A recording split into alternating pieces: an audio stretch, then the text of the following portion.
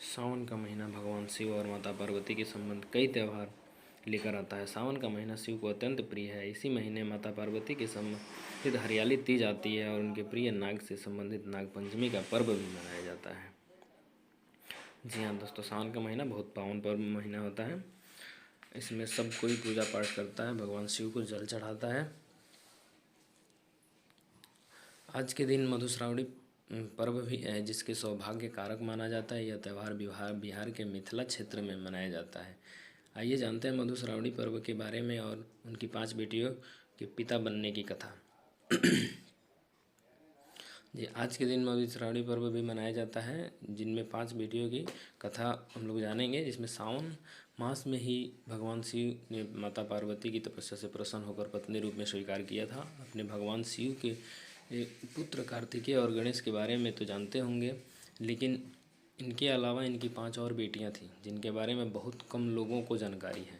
मधुश्रावणी व्रत में बताया गया है कि एक समय सरोवर में भगवान भोलेनाथ और माता पार्वती जल क्रीड़ा चल रही थी। उसी समय भगवान शिव का विरहपात हो गया, जिसे उन्हें एक पत्ते पर रख दिया गया। इससे 5 कन्याओं का जन्म हुआ। यह 5 कन्याएं मनुष्य के रूप में ना होकर के नाग के रूप में थी। शिव पुराण में भी शिव जीव की एक पुत्री का जिक्र हुआ है, जो नागों की देवी मनसा है। जी हाँ दोस्तों, ये मनसा देवी जो नाग के रूप में है, उनकी जिक्र शिव पुराण में हुआ है।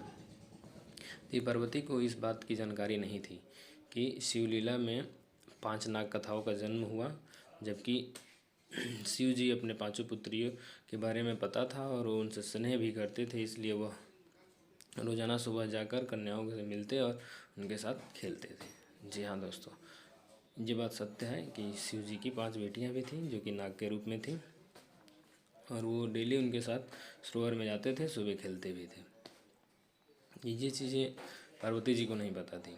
हर दिन महादेव कि सुबह सुबह सरोवर पर चले जाने के पर माता पार्वती ने मन में शंका की बीज अंकुरित होने लगी। इसलिए उन्होंने तय किया कि यह रहस्य को जानकर रहेंगी। एक दिन भगवान शिव जब सरोवर के लिए निकले तो माता पार्वती उनके पीछे पीछे सरोवर पहुंच गई।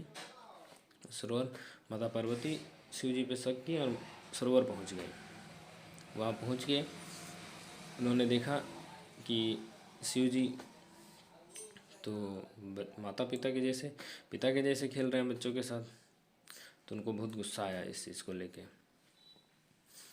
और उन्होंने उनको मारने के लिए अपना पैर उठाया। तो भोलेनाथ ने उनको बताया कि ये सभी आपकी बेटियां हैं। माता पार्वती भगवान शिव को आश्चर्यचकित होकर देखने लगी।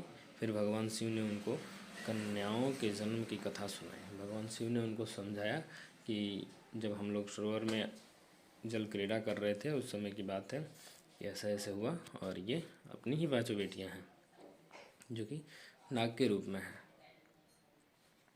कथा सुनाई और फिर पार्वती जी मान गई।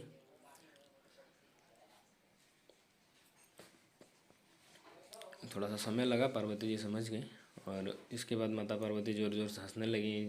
इन नाग कथाओं का नाम जया, विषम, समिलवारी देवी और दोतली है। महादेव ने कहा कि जो भी इन कन्याओं को पूजा करेगा उसे जीवन काल सर्प नहीं रहेगा सर्प भय नहीं रहेगा। साथ ही उनके परिवार को कभी भी सर्प नहीं डसेगा। कई कारण हैं कि सावन मास में इन नाग कन्याओं की पूजा की जाती है। सावन कृष्ण पक्षमी के लेकर सावन शुक्ल पक्षमी तक इनकी पूजा और कथा की जाती है।